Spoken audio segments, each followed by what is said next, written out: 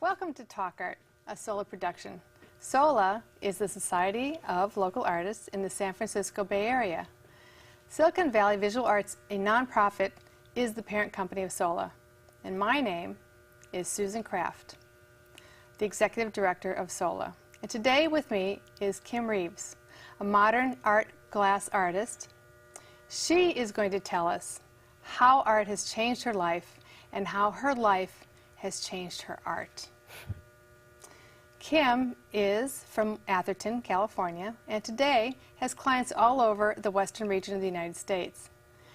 Kim, I'd like you to tell us about how Legacy Glass, your company, and what you're doing with Legacy Glass today. Legacy Glass. Okay, tell us about it. Well, I design and build leaded glass panels and stained glass panels for doors, windows, entryways, cabinetry, skylights, you name it. And the clients are architects and builders and contractors, designers, homeowners, businesses, even a couple churches. And usually it's more traditional work. You see a lot of the Tudor style diamonds, a lot of the traditional glass. We do a lot of that for new homes, for builders, and but I thought you were more of a traditional glass artist. Like behind you, I think some of the cameras are picking this up. Behind you is a design you did for a home today, and this is very not traditional. So you're more of a modern art glass artist, but you still do put your fingers into into classic style art. We do. Glass. But you don't design it per se? You just restore classic? No, I can design it too. Okay. We do it all, basically. Okay. Anything from, the more classical art to the more modern. Now, the classical art, we do a lot of restoration and repair as well. But the modern, it allows me to be more creative when it's something other than diamonds or a traditional geometric. When something like the one behind me is very modern. And it allows me to reflect the passion and the interests of my client. So right now we've got, I'm in Atherton, I've got, my studio's in my home. And in Atherton, okay. Yes, and we converted this huge barn-like garage into the studio. Well, I've been there and I love it. It's really interesting. I haven't seen a studio like that before. Of course, I haven't been to many glass places before, but I've never seen the floors raised, and it's, there's some real specific things for what you need. And you don't come from a classically trained artist background, so you must have developed what you need for your studio based on the your experiences. And you've been in this for how long? I've done it about 20 years as a hobby. And then how long have you had Legacy Glass? 6 years I've had Legacy Glass full time. And then before Legacy Glass was a different company that was your own company called Intimate Glass? Intimate Glass is how I started. Okay. Yeah. I started just on my own, just me making panels, and then as I've been growing, I've added people to the business. And when it was a hobby, you were an executive in the financial world. That's right. Okay. That's right. So, and what were you doing there? I managed the marketing IT division for a large national bank. Okay. So my background was computer engineering. I have no formal art training. Oh. There's no reason I should be good at this. I'm just naturally great at it. So earlier when I mentioned to you about my background in technology, and I said, oh well, it was Fortran when I started, and then they went to C, and I stopped and said, those are two computer languages. You didn't say a word to me. I thought, because some people are not really, are not computer people at all. So when I said Fortran and C, no, I programmed with Fortran and with punch cards. Oh, in college, too. yeah. Me too. Okay, all right. So you were being very polite and letting me tell my little story. I'm right with you. Okay, all right. So now you worked as an executive in a big company in the financial world, and then in order to be, now you have a very small business now. I do. You're a small business owner. I do, yeah. Okay, so very big difference between running an IT department in the marketing area of a big financial corporation to a small business.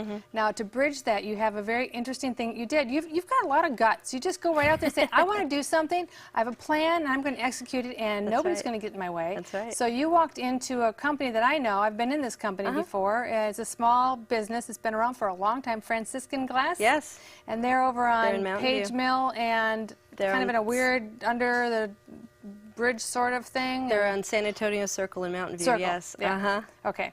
And that's in Mountain View, but it's kind of on the North Mountain View, South Palo Alto area.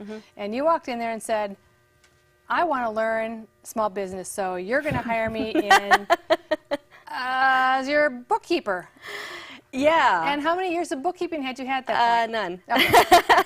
See what I'm saying? She just... Well, coming from the corporate world, I was good at it, but I just wasn't passionate about it. So after Y2K, I had accomplished all of my objectives. I had a 5-year plan I completed in 3 years.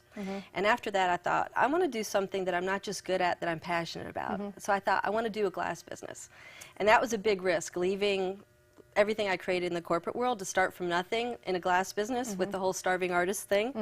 So I just decided I'm going to design my life, I'm going to build it. So I chose California. I was living in North Carolina at the time. And It's a tough place to go. Packed everything up and I moved to California. I chose this area and I started from scratch. And when I went into Franciscan and said, I'd like to work for you, they were joking. They said, why would a senior vice president want to be a bookkeeper? And I said, because I want to learn. I want to learn from the corporate world. I know project management, consulting, marketing, all that, but I didn't know payables, receivables, so I wanted to learn that, and they created a position for me, and I was able to network with other studios and artists. I got a better discount on my supplies. So speaking of other artists and small business, you have a staff of 2 people now. And I think we've got a picture of them, if we can bring it up on, there you are, right there. So Legacy Glass, and has your phone number, and you have, now there's 2 men, the one on your right with the white t-shirt, his name is? That's Frank Rocky. And he's the first one you hired? Yes, he's been with me 2 years. And the guy on your left with the yellow t-shirt? Epi Ramatu. Epi Ramatu. Ramatu. Are they related? They're both from Fiji. They know each other. They're friends from Fiji. They're friends, okay. And the first fellow, Frank, you know him because his wife is a friend of yours. His wife is a dear friend of mine, and I was I was at the point in my business where it was supporting me fully, and I was ready to take on a person. I had that much business, and I had been looking and had tried a few people, and nothing had quite worked. And a dear friend of mine, Andrea, said, "Why don't you have Frank work for you?" So we tried it out, and it was a perfect fit right from the beginning. And you've trained both of these to the exact specifications of how you design, not design, but how you implement your designs. Yeah. So they know the solder work. And they can reproduce exactly the way you do it to the fine details. Right. Well, Legacy Glass is known for our craftsmanship. That's one of the things we're known for. It's just that type of precision. So I trained Frank from scratch to do it just as I would do it myself. And now he's training Epi. Oh, that's great. That's great. I would like you to talk to me a little bit more about your about the glass store and when you were there as a bookkeeper, which is really interesting. So anyway, it kind of makes sense that if you're leaving a big corporate world and you're going to become a small business owner, you might as well go through a sustainable, moderately sized small business, because they've been around for a long time. I've gotten various things from them for various reasons. I can't remember why, but I know I've been there a few times. Well, the deal was that I would stay there long enough until my business could support myself, could support me. And I worked on my business evenings and weekends, and I worked there during the day. So it was a very busy time. And after about 1.5 years, almost 2 years, I got to the point where my business could support me, and I left Franciscan, and we're still very close. I'm still very loyal to them. We have a great relationship. And I moved out on my own. And at that time, I was in a little 400-square-foot studio apartment. And how I made the panels, I bought a piece of plywood and I just put it on the bed. That's how I worked. I had a bed and a desk. Way. That was it. Oh my God, that was really funny. So you had a very small space, no bigger than this table. Right. And you put, where did you keep the plywood when it wasn't on your bed as a work table? Well, I would take it off the bed to and you sleep. Just put it up on the wall? No, but there were a lot of times that I didn't get to a good stopping point, and I kind of had to sleep on the floor. Oh, you've got more times than I care to admit. Well, glass is dangerous. Have you ever cut yourself severely? Not severely, but I have a few cuts. Yeah, but did you cut yourself more in a situation like that than you would in the nice studio you have just now? because it was cramped, and every time you turn around, you're hitting something. Oh my God! But I can't believe that. after about 6 months, my business grew enough to where I could get a patio, and then after about 1 year, I got That only works in nice weather. Yeah, exactly. Yeah. But at least I could do some of the dirty work outside now. So you had plywood on your bed. You must not have had, either you had a boyfriend that had a great place, or you didn't have anybody in your life at that point. I can't imagine having plywood and glass shards all around my 400-square-foot room with a piece of plywood on my bed filled with sharp glass that you don't want to touch. Yes. Except as an artist with. Do you wear gloves? At times. Yeah? Okay. For certain things, yeah. Huh. Well, that's a really interesting path to your to where you are.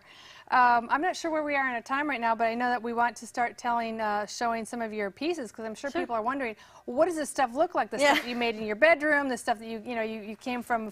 So and we already said that you're modern art, not too much classical, but you come from this classically trained background of finance. Do you have an MBA?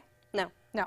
Okay, so you go into things just because you want to. Oh, you're technical. I never finished my degree in the corporate world. I just seemed to know how to do it. Okay. I figured it out. Well, you're really bright, you're very funny, and, so all right, well, let's not go on the back too much. What I want to do is talk about where you are now. Okay. I love your glasswork. It's just really so beautiful. You're welcome. And obviously, you have a lot of people that have found your work that you like as well. So, well, that's a good point that you make right there, because I don't advertise. Yeah. And I'm not in the phone book. I'm not even in the white pages. It's all word of mouth, 100%. And I've never had an unhappy client, and that's how I've grown. That is amazing. Yeah. That is amazing. I've had several small businesses, and I've had people who just come into the place unhappy, and it's really hard to get them to kind of get out of this thing of being, curmudgeon-y about it. Right. So, so that's really it's wonderful. And it has something to do with who you are and how you interact with people, and I think you shower them with this great attitude, and your smile is wonderful, and your work is beautiful, and you're welcome. And I don't think that a lot of people around here do the kind of big glass work that you do, or really just punch it into the field that you want, which is people's homes, and it's functional, fine art, and people love to have art in their homes, but sometimes it's hard to figure out where to put it. So when you have something that's functional, like some of the work you're going to show us, and in a few minutes we've got 10 pieces to show. Some of it is you called it to hide something outside, so you put opaque glass, so light comes through, but there's a design, and it hides a water sprinkler system or a big pump or air conditioning system, right? Right. So that's, who would have thought? Yeah, it's not just pretty to look at. It can serve multiple purposes. It can provide privacy from the neighbors. It can obscure a view that you don't want to see. It can provide lots of light, or it can shadow the light. And you put things in skylights too? Yes. Now, how do you keep those clean? Because I always thought skylights were a hard time because, it gets the rain and the leaves and the cats walk over it. And I actually had a cat walk over a skylight and come sliding through into the house. That was pretty funny, but I didn't see it. I just saw the cat marks. Oh, well, there's a cat. So how do you deal with that kind of thing? Do you put some sort of protective thing on it, or a dome? The panel itself, it can be triple insulated and laminated, and that'll protect it. That way there's a smooth surface on either side that can be clean. But oftentimes there's an exterior dome that's there, and then the leaded glass is on the interior, just as a single pane. So it's almost like it's framed, really. Exactly. In fact, it is framed. Yeah, and it's not exposed to the elements. Okay. Well, that makes sense. Yeah. So where are we on time? Can anyone give me a time on this? Because I want to go through these 10 pictures that we have, which I really would like to see. So I don't know what that means. Oh, look at this. We've got some up. Okay, so let me show you what we have up here. We have this piece up right here. Okay. This is an example of a real traditional design, and a lot of people are going towards clear textures and traditional glass, I think because of all the technology that's going on right now. It's a way to go back to the old world feeling in the middle of all the high tech. You see a lot of the houses now that are more cottage style. They have the leaded glass, they have the stone. And so we do a lot of traditional panels with bevel glass and clear textures. Okay, and I think we have a shot from the inside as well for this piece. There it is. What a great shot to go from the outside to the inside. And so now you're inside looking out, and how beautiful is that? It looks like it's a Monet painting, doesn't it? I mean, it's just, you've got that blurriness, and it's just beautiful. And it's great because as the light changes throughout the day, you get a whole different personality to it. Okay. Well, and so now how large is this piece?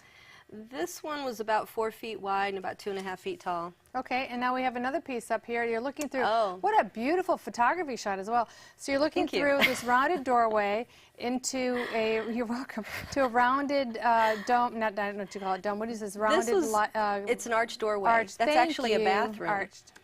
Oh, wow. Yeah, it's in a, believe it or not, a castle. The house looks like a castle. Okay, and what area of town is this? It's in Hillsborough. Hillsborough, okay. And the challenge is out over the roof with an air conditioner. So they wanted to have lots of light. They wanted to obscure the view. They wanted to minimize the divider and also have it match the other leaded glass and the grandeur of the home. And we did it. And they said it looked like that it was built with the home. So here's another rounded piece in a door. Is this the same home? No. No. This okay. isn't a Japanese style home. It's a modern, contemporary Japanese, and they wanted kind of a floral with clear textures. Clear textures are very popular because you can change your decor and you don't get tied into any colors and it doesn't get dated. And the color you see here is because of the outside. They've got flowers and grass and bushes out there. Okay, so when I first saw this piece, that's what I thought. So now we're moving on to another piece here. We've got this coat of arms. Yes, I started fusing glass, which is... That's fused glass? Oh, beautiful. Normally you see this as painted, and the paint can wear off and has to be restored over time, but this is all fused glass. Everything you see, every color is glass. Even the black lines are glass. And because it's fused, it has a three-dimensional quality to it. The black lines here, the diamonds are glass? No, inside the design. Inside, the lions. The lines in the lions. The lions, yes. okay, yeah, okay. It's all fused glass, so it's going to last forever. Yeah. Now, we have this piece here that we're looking at. It looks like it's underwater. It's a whimsical underwater scene. Oh, look at this. You've got the turtle, We've got and you've got turtle, a fish, and you've got seaweed, and you've got the jellyfish. Yeah, it actually has luminescent glass in the jellyfish, and everyone in the family had a different part of that. There's even kimfish in there. Oh yeah, these little that guys. I made up. Kimfish, that's you. Kimfish for you. And that's actually installed in a bathtub. Okay. And I can just picture the homeowner with the snorkel and the mask. So now this one's very interesting because you told me a story about these little round pieces. They normally go in the corners of classic. So this is why. This is another reason why you turn in things inside out, and you turn it. This is a modern look. Exactly. And some old materials. Those are mouth-blown rondelles imported from Germany, and you normally see them in the corners or the borders of very traditional glass that you see in pubs. And there's a little slanted roof line here. Is this must be an A-frame house, or is this in an office in the top, or it's a beach house? It's a beach house in Carmel that some realtors own. Oh, okay. And this is a divider between their hallway and the bedroom to give light and privacy. Oh, interesting. Okay. It's a very artsy home. It's a wonderful house. And this one here, now this is an interesting story because of the wings. Now, I don't know if we could hold this one up for a little while on the camera, because this is a complicated piece to look at. So we've got wings that come out from the heart over to these little triangles that frame the bookend either side of this heart. And this is from the owner's own design of wings. And what's this wing thing about? Yeah, he wanted a winged heart, and he had drawn a sketch of a heart with these little tiny wings that was just going to go in that center oval. And when I looked around his home, he had beautiful art, and he was a painter himself. And I said, let's have this reflect you. And so I designed that, and I said, what are you going to do with those outside corner triangle pieces? And he says, just leave clear glass. And I thought, let's have the wings go out there. Yeah. And one of the things I love to do is I love to have asymmetry that's balanced and proportional, but it's asymmetrical. You notice how one of the wings kind of curves under. Yeah. So the blue lines, are those the outside or the inside of the wings? Are those like veins of the wings, or what are those? They're kind of like the arm bone that the feathers come off of. I don't know in bird terms what that is. Okay. All right. So, okay, we've got. this one's a lovely piece. This is called Embrace, and this used to be a logo for your for the first version, V1 yes, of V1. Legacy Glass. I can say it now, Legacy Glass, and it was called Intimate Glass. Intimate Glass. Yeah. And now, if you take a look at this real closely, right now it looks like maybe a pile of rocks, and then you say, wait a minute, those are heads. Oh, those are arms grasping each other. Oh, look at that. Her leg is over his knee. Isn't that sweet? Oh, I remember being skinny and being able to do that. And limber. Yeah. Yes. And we were so just wild about each other. Not that you're not, everyone's still wild, but it's just that first kind of, I found you. I found you, and this is it. Right. So now you found your reason to be in business, and this is it. So this is like you and your business. Well, when I first started, I was trying to come up with a name for my business, and I had done some sexier images in glass, which you don't see anywhere. And I was also, I couldn't really afford to start two businesses, so I just called it Intimate Glass, because I figured intimate for the sexier images, but also it's how I work with clients, the level of attention, the depth of the consulting, so it worked. And so I had that name for probably 2 years. But what happened is, as I started working with more contractors and developers, I'd get these checks back, made out to intimidate glass, imitate glass, but the kicker was when one of my clients called me and she said, "Kim, I saw your website," and I said, "I don't have a website. I've never needed a website." Of Intimate Glass. She saw intimateglass.com, and I said, "What is it?" And she said, You've told me to she search blushed. for it. Yeah, she blushed. Oh, she wouldn't tell me, so I went on the computer. They just put up a piece. All right, we're going to go back to the story in just a second. But take a look at this piece up here. It's this one right here. All right, so now this is a fun piece. Okay. This is in a children's bedroom, and it's asymmetric triangles, and it is a picture of a... All right, let's give the audience a chance to look at it for a minute. Okay, there's clearly a house in the lower left-hand corner. And then you see these weird little bananas, these brown bananas. Okay, those aren't brown bananas. The first one on the left side is an ear, and the triangle is a dog face. Okay. Yes. Now the other brown banana is a tail of the dog tail. And then if you're a kid, you'd see it right away. That triangle behind the dog tail, it's brown, and guess what's behind a dog? What do you always find behind a dog? It's kind of triangular. That's well, brown. that's it. Dog poop. Can we say poop on TV? I think so. Poop. It's dog poop in the kids' bedroom. Yes. And they love it. They love it. They wanted something that they had to kind of look at for an image to come out, and I did this very playfully, and yeah, the whole family loves it. Now they have a story to tell every time someone comes over. So now that we know how playful you are. That one was actually published in Glass Craftsman magazine. Oh, that's great. Yeah, I'm a published designer. They've got a playful way too. So now that we know how playful you are with this, and then the intimacy of your glass, so tell us about what happened to the name of your glass business. Why you had to change. You felt the urge to change it to Legacy Glass, which says what you really are, is you're creating legacies for yourself and for people. But why couldn't it be Intimate Glass anymore? Because when one of my clients said she saw my website, intimateglass.com, which wasn't my website, I don't have one. I went. You guys can go look at intimateglass.com. I researched it, and it's an adult sex toy site. In glass. They have intimate glass toys. No. They're glass butt plugs. No.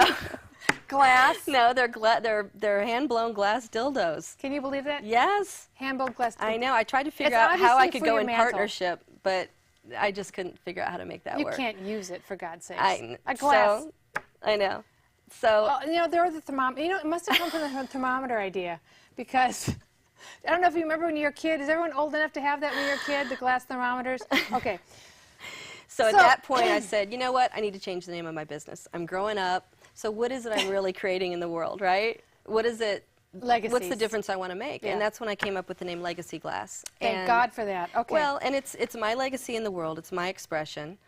Most of the panels that we make are going to outlive me. You know, when they tear down a building, they keep the leaded glass. So there's a sense of progeny there. But it's also the legacy of my clients. It's their vision. They hire me to fulfill their vision in the world that they hand down to their kids. And some of these clients are building these grand homes that will be in the family for years. Yeah, absolutely. But also, you touched on it before, the restoration and repair work. It's artisans who have created panels 50, 80, 100 years ago, and they may or not be around anymore. And those panels need attention. So by doing the restoration and the restoration and repair work that we do, we're actually preserving the legacy of those artisans. And you're the one. It sounds great. And you seem to be the only one around, because people don't want to worry about what happens if they fail. And there might be, people are so happy around here, so it's difficult. So, but you're so good at it, you've never had a failure. Our reputation is you can't tell it was even damaged. And you have insurance. I have $1 million liability insurance, and I'm on the Rolodex for Allstate. That's great. But it's not just the restoration work. It's when a homeowner calls me and says, "Oh, my son threw a football through our front door. We have a party in 2 days. Can you fix this?" So you can just go right away, huh? You can go right into it? I would like to talk to you briefly about 2 more pieces that we just didn't get up on the screen yet, because it kind of ties into Intimate Glass, but not really, because you did create this piece. Now this is one of you've got what did I call them for? This is the 3rd series that we're showing. Oh, here you go. It's called Full Moon. Yeah. The Full Moon piece. Now you can imagine this Full Moon piece she's had for a long time, even when she called it Intimate Glass. So when you've got that website. No wonder your client thought that was your website. Yeah. She knew you had this piece, because it's always up in your studio. Okay. So I just would like to move on to the I love this piece. That was a whimsical piece. It was yeah. just a piece of architectural glass that I held up. So and, now this is the piece that we're showing okay. on the TV right now. Okay. Is the same image that we have behind you all night long. Yes. And this is called Three Sisters. It's Three Sisters because you've got it's the astrological Three Sisters, and it's also because that's Three Sisters. Seven sisters. I'm so sorry. It's the yes. third series. It's the Seven Sisters, and Seven Sisters. So you've got 7 women in the birch, and you've got 7. You've got the 7 sisters astrological.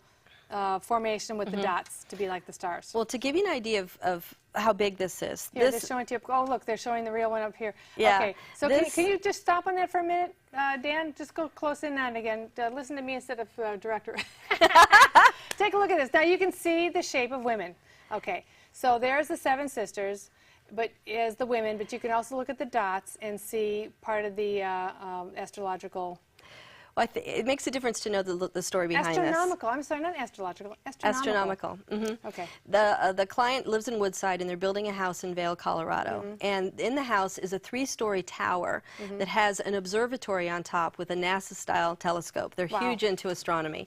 Now, in this tower is a 2-story window. I don't mean a window on the 2nd story. I mean a 2-story window. 15 feet tall. 15 feet tall. Yeah. This image is 3 times taller than me. Yeah. So they wanted a design that would be ageless, timeless, that would go with the style of their European-style mountain home. And I thought it would be great to put something about astronomy in there to reflect their passion since it's in that tower. And we started out with all different designs, but we ended up with 2 constellations. It's great. So when you first look at it, it looks like wintry aspens, which is perfect for Vail, Colorado. But when you look at it closer, you see that all the dots are the constellation Scorpius, and then all of the lines, if you see the 7 women in there, those are the 7 sisters. So it's really just 2 constellations. It's just a great design, and it shows what a wonderful designer you've become, or it's being released because you've given yourself the time and space to do it. Let's talk quickly about your future. We've got just a few seconds left. So your future is global. Now you're going from Colorado to California and up and down the coast, and you're going global. You're going across the Pacific. Yes. And you're taking the rest of the United States, and you're going to grow your 3-person company to be much larger, but slowly and methodically. Exactly. You can say you met me before I was really famous. Because you're a good business person. So, and your next stop is going to be in Hong Kong. Yes. And you've already got your roots set there. Yes. So, or not your roots, but you've got the seeds are planted. You've got some seeds planted. Yes. You've got some branches going over there. Yes. So branches like your 7 sisters. So, do you have any idea about when that was going to? Oh, well, we're all done. So look at that. We'll just have to see. Perfect. Yeah,